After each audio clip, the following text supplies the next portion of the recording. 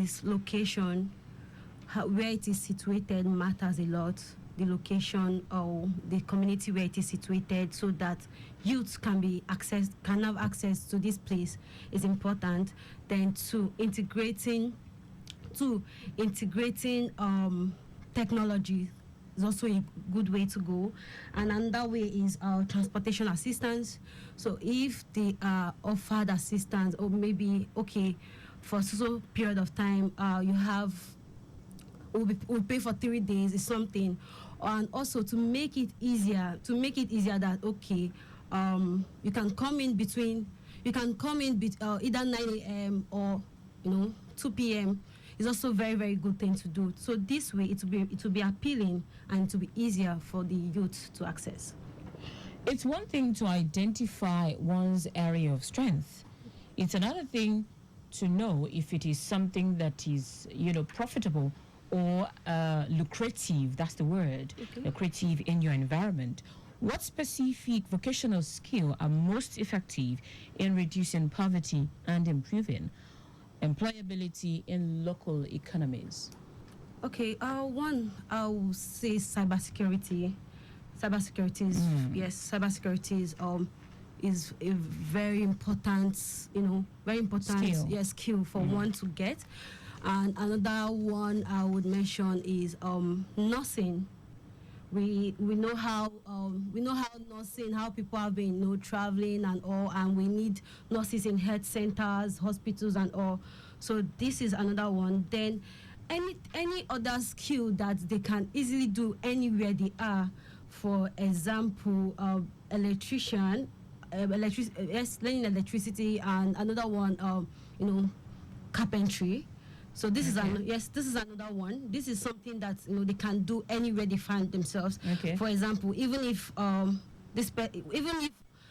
youth decide to go to school and say, okay, I'm in school now, I want to do this, I want to do that, they can easily do it in school. They can easily. Another one is barbing. Okay. Yes, barbing, because they can be going to school, they can be doing whatever they want to do, yet they can still have that time to do one of these things. So yes. All right then. So how does vocational training contribute to creating safer societies by offering youth viable alternatives to criminal activities? Okay. How it can contribute to creating safer societies? Okay, how it can contribute to safer society is one thing we usually say is an idle mind is the devil's workshop. So if we want our security, if we want our community to be safe, we get our youth to actually learn something, to actually get occupied. Off the streets. Yes, get them off the streets, get them to do one or two things with their hands. And when they are occupied, learning one or two skills that can earn them money, they wouldn't be on the streets planning one or two things to do, or, do things that can, take out, anything that will lead to crime. It will take them off the street because they'll be focused. They have something doing that they're engaged in. Let's now look at the role of public-private partnership, because we know that the government cannot do it alone, which actually informs the, in scaling vocational training programs and supporting youth employment. What's your take on this? And do you think the private sector is doing enough? Honestly, I think the private sector is trying. They are trying actually, and coming together with the public sector, they can do one or two things in collaboration. They can do one or two things to actually, make this better. So one thing for sure is if they can actually, improve brand reputation, that is one. If they can do what? Improve brand reputation. Okay. Yes. So that is one. And another key factor I have is to increase job placements. So when they increase job placement of maybe, for example, open internship, okay, you come and learn this, come and learn that, and they are paying stipend to youth. Okay, while they are there, they may not get employed at the end of the day, but when they are leaving, they are not living the same way they came into the organization. They have one or two things that they got from that company, and that can actually equip them for the future. that can actually, help them out there. Maybe something they can stand on their own. Oh, I can do this on my own. I can do that, and they can earn from it. Okay. Yeah. One thing we know for a fact is we have developing countries and we have developed nations. But then, in this part of the world, one thing is rampant now. A lot of people trying to key into digital skills and all of that. But then we forget the fact that these vocational jobs are still there and they're still as lucrative as ever. And one major factor that is contributing to people, delving into more of the digital skills is our society. How can our communities ensure that vocational training remains relevant in an evolving job market, especially with the rise of technology and digital skills? Okay. One way they can actually remain relevant despite the digital skills and all is actually, actually putting this in, like, okay, whatever they are teaching, they're also using, they're actually teaching people how to, how to use technologies. For example, if let me use shoemaking for example. If we are going to be teaching some people, okay, yes, this shoemaking and all, and they are actually interested that, oh, outside there, but outside there, people are learning this, people are learning that. Everything is computer, everything has gone out, everything is about technology and all. So how do I make mine actually different? Not just the shoemaker by the roadside doing shoes and all. So they can actually put it in. Okay, I can have a website where I sell my shoes. I can have a website so I get orders. Not just that, social media marketing as well and all.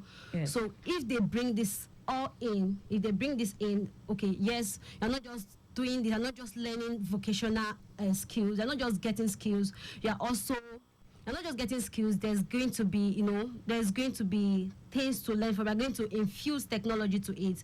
So definitely they will be interested and they will want to do one or two. All right, then. So what are the biggest challenges faced by young people in accessing vocational training? You are an entrepreneur. Okay. You might have had, let me even ask, how long have you been into your business? 5 years. 5 years. Yes. Walk me through your journey in less than a minute. Okay. Firstly, it was during my NYC that I said, okay, I want to do something, and that was on camp when they were teaching. Okay, once you learn, there are different skills to learn. As okay, let me just try shoemaking out, and from there, like, oh, I really want to do this. And after NYC, I decided to learn more. I registered with a private business, there's an entrepreneur in that, yes, in a local place there. And while I was learning, I'm like, okay, this person doesn't know everything I want to do. When I come down to, Lagos, I want to learn more. And when I came down to Lagos, I went to a bigger shop where I got more skills and that. And since then, though I don't have a physical shop, but I sell online mostly, and I get referrals, and also I get referrals and yes, people talk to people about the business, and just because of the quality of the work, so I just get people referring the business and all. So I never regretted that one decision I made on camp, that okay, I want to do this. It's not my main business, it's not the only thing I do, but at least, yes, I earn from it. Okay, so tell me, what is in the course of this journey, it's half a decade already, what has been your biggest challenge? Okay, my biggest challenge, one is the capital from the beginning, to the money to start up the business. That was my biggest challenge, and I had to just start from from small, making okay, why don't you just pay? So I do this. So why don't you just pay before I make the footwear? And apart from the capital, another challenge I have encountered is people not because you're just starting, because I'm just starting, they're like, oh, I don't know about your work. Can you do it first before? So I had that challenge trying to talk to people. Okay, let's do this or let's do that. So that's the challenges I faced actually. So how did you overcome all of these challenges? Okay, 30 seconds. Okay, getting the money first, maybe I approached my uncle. Actually, he gave me some money. Then those that trusted the business, then making quality jobs, making quality jobs. 'Cause at the end of the day, if I didn't give out quality, at the end of the day, nobody was going to refer anybody. True. So giving quality work actually, yes, made me scale through. All right, then. So, how can vocational training program incorporate safety and security training to empower youth in high-risk environment? In 30 seconds. Okay. How? Please, can I get the question again? Yes. How can vocational training programs incorporate safety and security training to empower youth in high-risk environment? Okay, how it can bring safety in high-risk environments. One is okay, these people have something they are doing. Yes, these youths are engaged, and if they are engaged, there's going to be less insecurity. Yeah. So that is one. Then another thing is everybody converging, trying to do more, one or two things to make the country better. Yes. Yes, that can be another. So getting them engaged majorly, taking them off the street. All right, then. I'm afraid we have run out of time, Belynda. Finally, what would be your parting thought to listeners out there and prospective entrepreneurs? Okay, my parting thoughts to prospective entrepreneurs is do not wait till you have all the money you want. As long as you have the idea and you know that you've got the skills, just start from somewhere. Because if you never try, how would you know that you can actually do it? Do it. All right, then. Thank you so much, Ejiogu Belynda Chika. She is the dynamic CEO of Bell's World Enterprise. Thank you so much for coming on the program this afternoon. All right, that's the size of a package on today's edition of a Safety Train. Today we have discussed empowering youth through vocational training, a path to reducing poverty and building safer societies. My name is Taiwo Barua. The program makes a return next week, Tuesday. Until then, it is